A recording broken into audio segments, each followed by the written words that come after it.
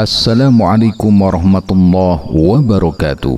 Alhamdulillah, wassalatu wassalamu ala rasulillah wa ala alihi wa sahbihi wa man walah, amma ba'du. Kaum muslimin yang dirahmati Allah, Islam adalah agama yang menjunjung tinggi keadilan. Setiap manusia dipandang setara dalam hak dan kewajibannya dan tidak boleh diperlakukan secara zalim. Allah Subhanahu wa taala berfirman dalam Quran surat Al-Hujurat ayat 13. أعوذ بالله من الشيطان الرجيم يا أيها الناس إنا خلقناكم من ذكر وأنثى وجعلناكم شعوبا وقبائل لتعارفوا إن أكرمكم عند الله أتقاكم إن الله عليم خبير.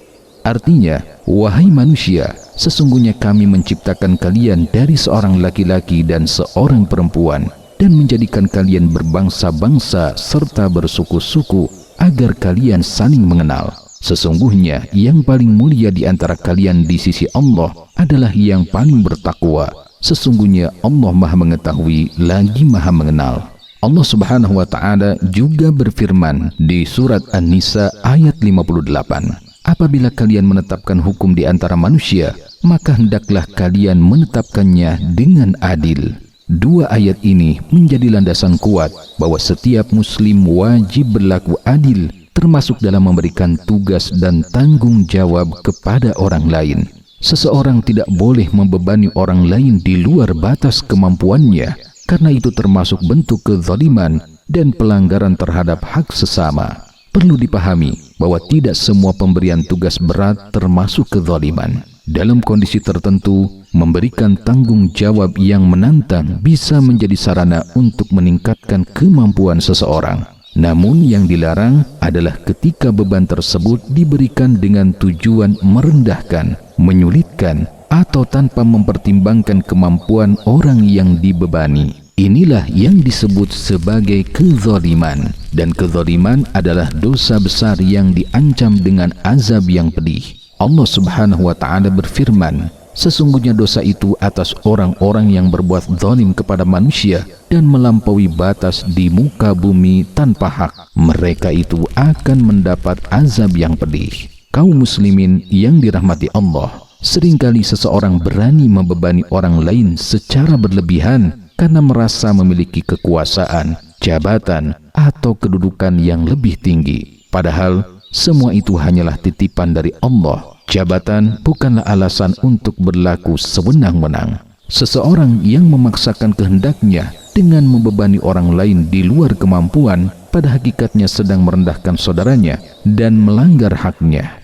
Ia memperlakukan orang lain seolah-olah tidak memiliki kehormatan dan batas kemampuan. Padahal setiap kezaliman akan dimintai pertanggungjawaban di hadapan Allah pada hari kiamat.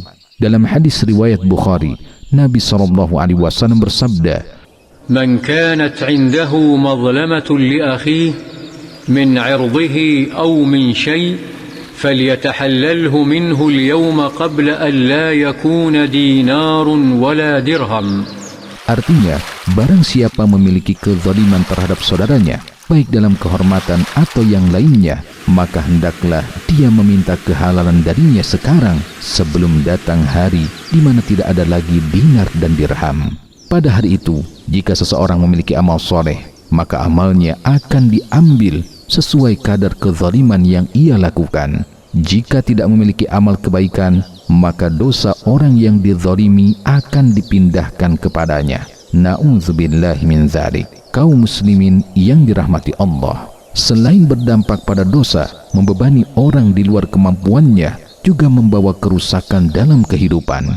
Pekerjaan menjadi tidak optimal, amanah tidak tertunaikan, dan akhirnya menimbulkan kerugian yang lebih besar. Dalam hadis riwayat Bukhari, Nabi SAW mengingatkan, apabila amanah telah disia-siakan, maka tunggulah kehancurannya, yaitu ketika suatu urusan diserahkan kepada yang bukan ahlinya. Hadis ini menunjukkan bahwa ketidaktepatan dalam memberikan amanah, termasuk membebani orang yang tidak mampu, akan membawa kehancuran. Maka hendaknya kita semua berhati-hati dalam memberikan tugas dan tanggung jawab. Ukurlah kemampuan orang yang diberi amanah, pertimbangkan kondisi mereka, dan niatkan semua itu dalam kebaikan, bukan untuk menzalimi. Jika kita berada di posisi sebagai pemimpin, jadilah pemimpin yang adil. Jika sebagai orang tua, jadilah orang tua yang bijaksana. Jika sebagai atasan, jadilah atasan yang memahami kemampuan bawahannya. Ingatlah, kekuasaan adalah ujian, bukan kebebasan untuk berbuat semaunya. Marilah kita memohon kepada Allah agar dijauhkan dari sifat zalim, baik kepada orang lain maupun kepada diri sendiri. Semoga Allah menjadikan kita termasuk orang-orang yang adil, amanah, dan penuh kasih sayang terhadap sesama. Amin. Wallahu a'lam. Wassalamualaikum warahmatullahi wabarakatuh.